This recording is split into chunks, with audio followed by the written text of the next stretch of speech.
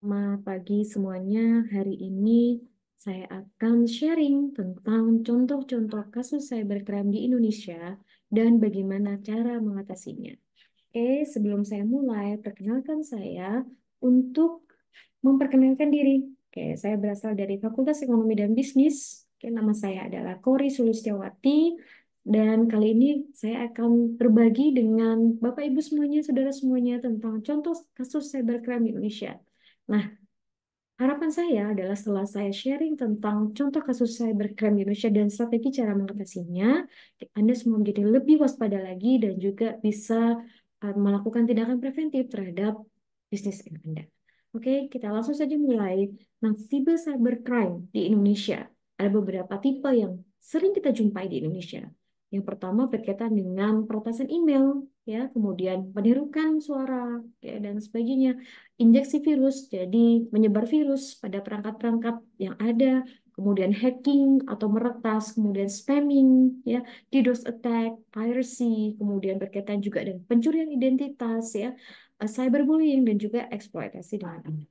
Nah, ada beberapa kasus yang terjadi di Indonesia selama kurun waktu beberapa tahun. Yang pertama adalah pada saat kita menjalani pemilihan umum pada tahun 2004. Situs KPU mengalami peretasan, sehingga dikhawatirkan terjadi em, ya surat suara yang sudah terkumpul, begitu kan ya. Kemudian keamanan cyber pada saat itu ternyata menarik perhatian terhadap perlunya perlindungan yang lebih baik terhadap infrastruktur yang penting. Indonesia dan Australia juga pernah mengalami perang hacker ya pada tahun 2013. Nah, antara Australian Secret Intelligence Services dan juga Indonesian Cyber Army.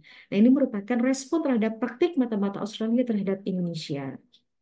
Yang ketiga adalah siapa yang tidak kenal dengan tiket.com dan juga Citylink. Nah, kedua eh, organisasi ini, kedua situs ini juga mengalami peretasan, ya, terutama adalah pada situs websitenya.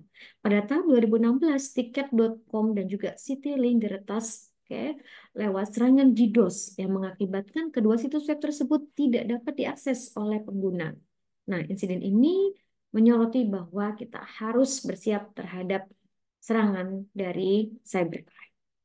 Yang keempat adalah Telkomsel juga turut menjadi sasaran ya. Pada tahun 2017, website Telkomsel ini mengalami serangan peretas yang merubah tampilan situs websitenya dengan kata-kata yang tidak sopan. Oke. Kemudian Tokopedia, ya, si hijau marketplace yang besar ini ternyata juga pernah menjadi sasaran dari para hacker pada tahun 2020. Ya, sasarannya adalah data pribadi. Jadi kalau misalnya kita mau beli, gitu kan kita harus memasukkan data email, ya, handphone dan sebagainya. Nah, ternyata akibat kesigapan ya, karena ini semua bisa teratasi karena ada kesigapan dari Tokopedia, sehingga data pribadi jutaan pengguna dan juga sellernya tidak sampai bocor ke tangan hacker dan dimanfaatkan dengan cara yang tidak baik. Nah, kemudian yang keenam adalah DPR RI. Situsnya juga pernah menjadi sasaran dan berganti nama serta tidak dapat diakses pada tahun 2020. Oke. Tempo juga sempat menjadi sasaran para hacker pada tahun 2020 sehingga menyebabkan kerugian finansial dan juga reputasi yang menurun. Website dari Sekretaris Kabinet Republik Indonesia juga mengalami serangan DDoS pada tahun 2020 sehingga mengganggu layanan publik. Pada tahun 2021, website dari BPJS, Badan Penyelenggara Jaminan Sosial Kesehatan, mengalami serangan cyber sehingga tidak dapat diakses oleh pengguna. Kita semua tahu kalau BPJS ini juga memiliki ataupun juga menyimpan data-data yang sensitif. Oke, BRI Life, salah satu asuransi yang juga terkemuka, mengalami peretasan pada tahun 2021 ditandai dengan kebocoran datanya. Kemudian pada tahun 2023, bank yang lain yakni Bank Syariah Indonesia juga mengalami serangan ransomware, oke, pada bulan Mei yang menyebabkan sulit untuk diakses selama 5 hari. Bisa dibayangkan ya, 5 hari tidak dapat diakses. Kemudian pada tahun 2019 juga ada serangan malware pada pemilu di Indonesia yang harapannya adalah bisa mempengaruhi proses pemilihan dan hasilnya. Namun itu semua tidak dapat terjadi. Universitas Indonesia jadi salah satu universitas yang diretas oleh para hacker pada tahun 2020 sehingga mengganggu layanan kepada pada tahun 2022 terjadi kasus penipuan secara online ya dengan memanfaatkan berbagai metode mulai dari pencurian identitas, penipuan investasi dan lain sebagainya. Terakhir adalah pada layanan perbankan. Nah, ini sangat krusial sekali. Kenapa? Karena kita tahu kalau perbankan ini adalah merupakan salah satu sektor yang penting untuk proses pembayaran, simpan pinjam, dan lain sebagainya.